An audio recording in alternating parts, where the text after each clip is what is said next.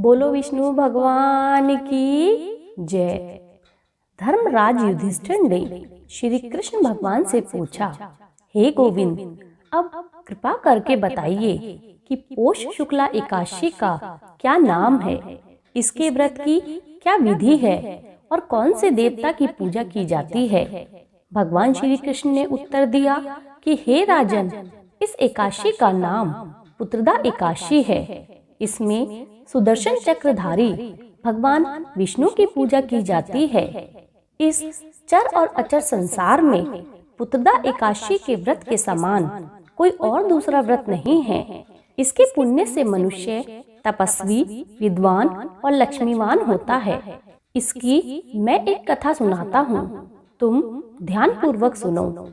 भद्रावती नगरी में सुकेतुमान नाम का एक राजा राज्य करता था। उसके कोई पुत्र नहीं था। उसकी स्त्री का नाम शैव्या था। वह संतानहीन होने के कारण सदैव चिंतित रहा करती थी। पुत्रहीन राजा के पितर रो रो के पिंड लेते और सोचा करते थे कि इसके बाद हमको कौन पिंडदान देगा। राजा पुत्र न होने के कारण हर समय दुखी रहता था। उसे बंधु बांधव, धन, हाथी, घोड़े, राज्य तथा वैभव आदि सभी अर्थहीन प्रतीत होते थे। राजा सदैव यही विचार करता रहता कि मेरे मरने के बाद मुझको कौन पिंडदान देगा। बिना पुत्र के पितरों तथा देवताओं का ऋण कैसे चुकेगा। जिस घर में पुत्र न हो उसमें सदैव अंधेरा रहता है। इसलिए मुझे पुत्र उत्पत्ति के लिए प्रयत्न करना चाहिए। जिस मनुष्य ने पुत्र का मुख देखा है वह धन्य है। उसको इस लोक में यश और परलोक में शांति मिलती है, अर्थात उसके दोनों लोक सुधर जाते हैं। पूर्व जन्म के कर्म से ही इस जन्म में पुत्र और धन की प्राप्ति होती है।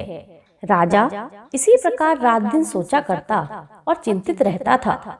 एक दिन दोनों राजा रानी मंत्री को राजपाट सौंपकर वन को चले गए। वन में मृग, व्याघ, सिंह, बंदर आदि अपने बच्चों के साथ भ्रमण कर रहे हैं। हाथी अपने बच्चों के साथ घूम रहे हैं। वन में कहीं गीदड़ अपनी कर्कश स्वर में बोल रहे हैं, कहीं उल्लू चीख रहे हैं। वन के इन दृश्यों को देखकर राजा को अपने पुत्रहीन होने का दुख और अधिक पीड़ा देने लगा। इसी उदासी और सोच विचार में दोपहर हो गई। उसके मन में आत्महत्या करने का विचार आया, परंतु फौरन ही राजा ने सोचा, आत्महत्या से बढ़कर कोई पाप नहीं है।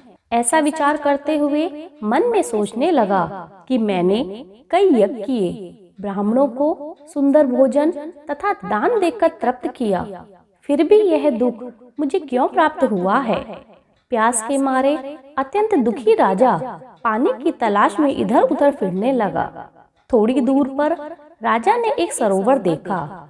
उस सरोवर में कमल खिल रहे थे तथा सारस, हंस, मगरमच्छ आदि विहार कर रहे थे। सरोवर के चारों तरफ मुनियों के आश्रम थे, जहाँ से वेद पाठ के स्वर सुनाई दे रहे थे।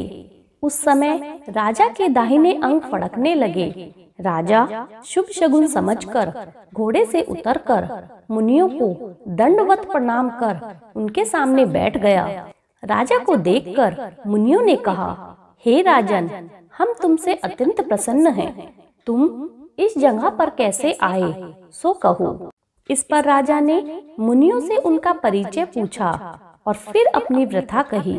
मुनि बोले, हे राजन, पुत्र की इच्छा करने वालों के लिए उत्तम संतान देने वाली पुत्रदा एकादशी है। हम लोग विश्व देव हैं और इस सरोवर पर स्नान करने आए हैं।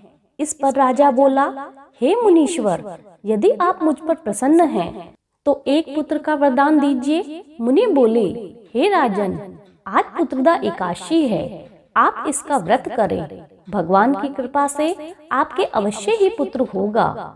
मुनि के वचनों के अनुसार राजा ने उस दिन एकादशी का व्रत किया। वहीं द्वादशी को उस व्रत का पारायण किया और मुनियों को प्रणाम करके अपने महल को वापस चला गया। उसी मास रानी ने गर्भ धारण किया और 9 मास पश्चात उसके एक उत्तम पुत्र पैदा हुआ, जो बड़ा होकर अत्यंत वीर, यशस्वी और प्रजापालक चक्रवर्ती सम्राट बना। भगवान श्री कृष्ण बोले, हे राजन, पुत्र प्राप्ति के लिए पुत्रदा एकादशी का व्रत करना चाहिए। इस व्रत को करने वाले यशस्वी और पितृभक्त पुत्र तो पाते ही हैं। इसके महात्म्य का श्रवण करने मात्र से ही मनुष्य सुंदर संतान और मोक्ष को प्राप्त करता है। बोलो विष्णु भगवान की जय।